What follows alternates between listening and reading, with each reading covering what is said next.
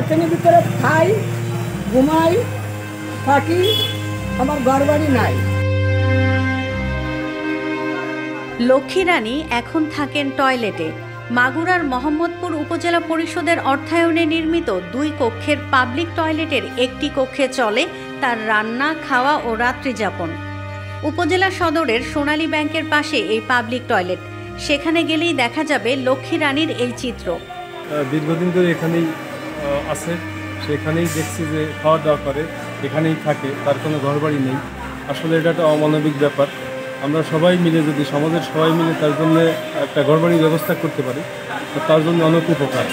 এখানেই খাওয়া দাওয়া করেন, এখানেই থাকেন, এখানেই শুয়ে থাকেন। ওনার থাকার কোনো সেরকম জায়গা নেই এবং সেরকম কোনো ব্যবস্থাও নেই। তো সরকার অথবা জনসাধারণ যদি কেউ থেকে থাকেন, তার একটা ব্যবস্থা যদি করা যায় তাহলে আমার মনে হয় একটু ভালো হতো। তার নিজের কোনো ঘরবাড়ি নেই। আসলে বাথরুমের ভিতর থাকা, খাওয়া, ঘুমানো এটা আসলে একটা অমানবিক ব্যাপার। আমরা চাই যে সরকার তার একটা ঘরবাড়ির ব্যবস্থা করে দিক। পেশায় পরিচ্ছন্নতা কর্মী লক্ষ্মী রানীকে উপার্জনের জন্য উপজেলা পরিষদের পাবলিক টয়লেটের দায়িত্ব দেয়া হয়, কিন্তু সেখান থেকে তেমন আয় হয় না তার। সারাদিনে 50 থেকে 60 টাকা আয় করেন তিনি। এই আয়ে তার খাওয়া পড়া ঠিকমতো হয় না। নিদারুণ কষ্টে আছেন তিনি। তার নিজের কোনো থাকার ঘর নেই, তাই 2 কক্ষের পাবলিক টয়লেটের একটি কক্ষে থাকেন তিনি। লক্ষ্মী রানীর বয়স এখন প্রায় 70। তার স্বামী বেশ কয়েক বছর আগে মারা গেছেন। স্বামী মারা যাওয়ার আগে পরিচ্ছন্নতা কর্মীর কাজ করতেন, পরে ভিক্ষা করে খেতেন। বর্তমানে মোহাম্মদপুর বাজারের পাবলিক টয়লেটে পরিচ্ছন্নতা কর্মী হিসেবে কাজ পেয়েছেন। এই টয়লেটকেই থাকার ঘর হিসেবে ব্যবহার করছেন তিনি। পরিচ্ছন্নতা কর্মী লক্ষ্মী রানীর চাওয়া একটি সরকারি ঘর। শেষ বয়সে একটি ঘরে ঘুমানোর খুব ইচ্ছা তার। অনেককে বলেছেন, আশ্বাসও পেয়েছেন, কিন্তু আজও ঘর পাননি তিনি।